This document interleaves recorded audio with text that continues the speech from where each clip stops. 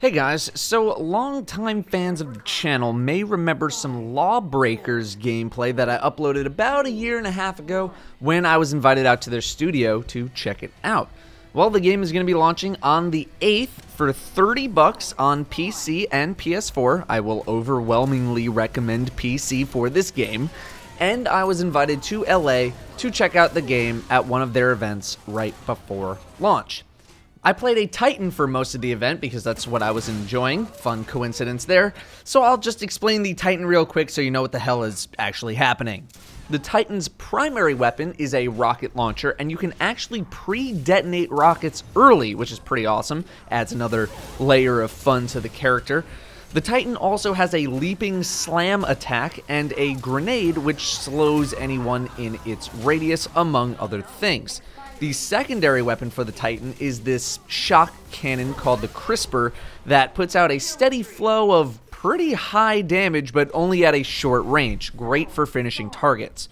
So what the hell is Lawbreakers anyway? Well, it's made by Boss Key Studios, and if you don't know who they are, you may know of Cliff Bleszinski, who is notable for the development of Unreal Tournament and Gears of War, insanely popular franchises. He's the co-founder of Boss Key. Anyway, Lawbreakers is their take on the hero shooter genre, but with a lot of arena shooter elements, namely speed. Although, funny enough, one of my gripes about the game is the slow walking speed of some of the characters, since not every character has some sort of sprint or speed boost. One of the main mechanics of the game is the zero gravity zone, where in most maps, there's usually an area of the map with no gravity at all. With the ability to blind fire behind you, you can use the zero-G environment to zip around the map in seconds, even with the slowest characters.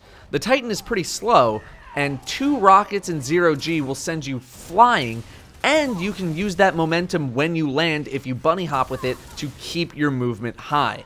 Then you have characters like the Assassin, Vanguard, Harrier, Wraith, who could just fly around the map with tons of speed. Mastery of movement in this game is crucial to success. With regards to the hero shooter aspect, all characters have a couple of abilities, along with a super ability that kills things pretty darn quick. For example, Titan shoots lightning out of their hands and gains a bunch of health. The Harrier shoots a giant laser beam out of their chest. The Enforcer launches a bunch of rockets at a target. There's a fair amount of variety to the classes, ultimately a lot of what you'd expect with a hero shooter, but Lawbreakers does enough to make each class feel different and fun. The reason I like Titan so much is because while a lot of the maps are pretty open and have a lot of fun movement moments available to them, a lot of the game modes feature objective play that revolves around territorial control.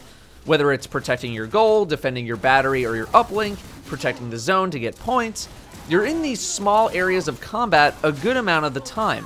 So go figure, a class that shoots rockets that hit really friggin' hard would be really good for those moments, which happen really, really frequently. I am usually terrible with rocket classes in games, like Pharah in Overwatch for example. I'm garbage, but being able to control when your rockets explode is insanely handy. I was really confused as to why barely anyone was using this character at the event, at least the group that I was in. I was unable to play the beta, but from what I've been hearing, apparently the Titan has been a pretty strong pick. However, all of what I just said seems like a counter to the high-speed gameplay that Lawbreakers seems to be going for.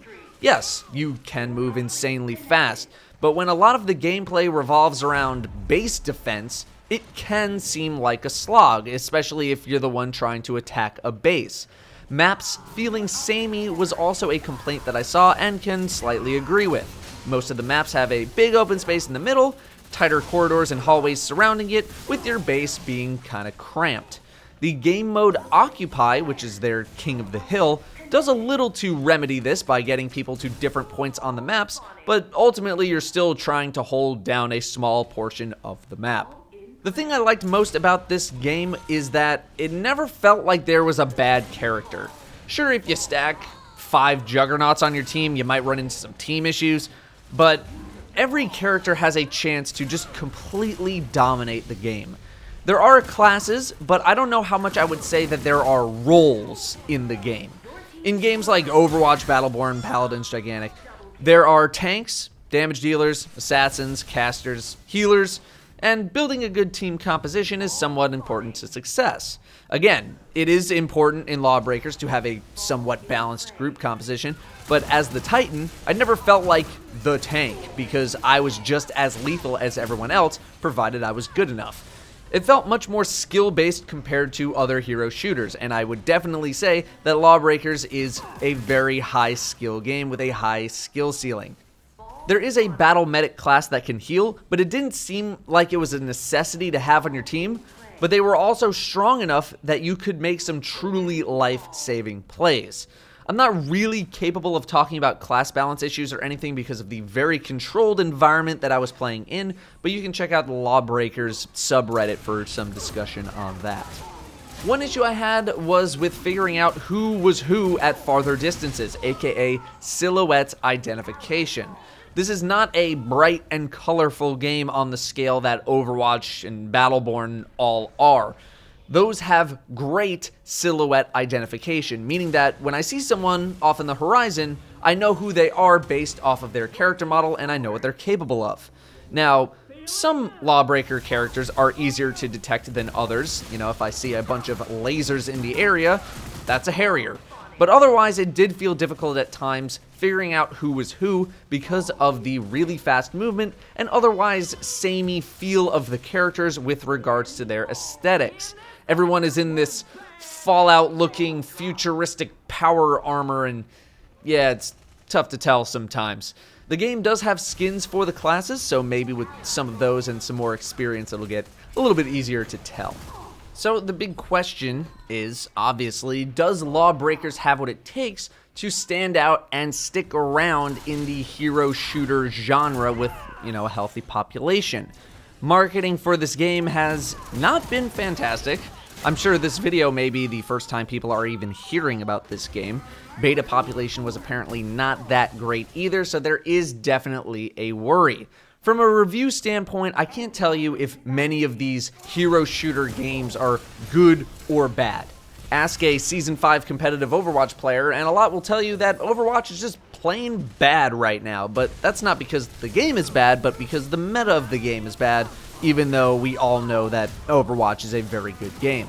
What I can tell you is that I had a lot of fun playing Lawbreakers, and by extension, all of these other hero shooter games, whatever you want to call the multiple genres that they enclose. Overwatch, Battleborn, Gigantic, Paladins, whatever it is, I've had a fun time playing all of them. And it's unfortunate that the general gaming community has a disdain for anything that isn't Overwatch simply because it isn't Overwatch. I'm not saying that that's the only reason people might not enjoy Lawbreakers or some of these other hero shooter sort of MOBA weird games, but most people don't even give them a chance because they just see hero shooter somewhere and immediately think of Overwatch. All of these games do things in ways that makes them feel like their own game and experience. When I played Lawbreakers, I never felt like I was playing Battleborn or Overwatch. When I played Gigantic, it never felt like I was playing Paladins, etc., etc. Even comparisons to regular shooters like Call of Duty or Titanfall 2, it didn't feel like I was just playing one of those games. I do realize that part of my praise for the game comes from playing in a controlled environment, though. I did miss the beta, and I didn't get to experience some of the frustrations that can come with playing with the general public. And my praise is also not to say that Lawbreakers is an absolutely perfect game, because it's not. The main thing I wanted to convey was simply that I had fun playing this game, and most of the time, that's what I look for in a game. If I'm not having fun, I'm gonna stop playing, and Lawbreakers was a game that I was having a lot of fun with. Thank you all very much for watching. I'll see you next time.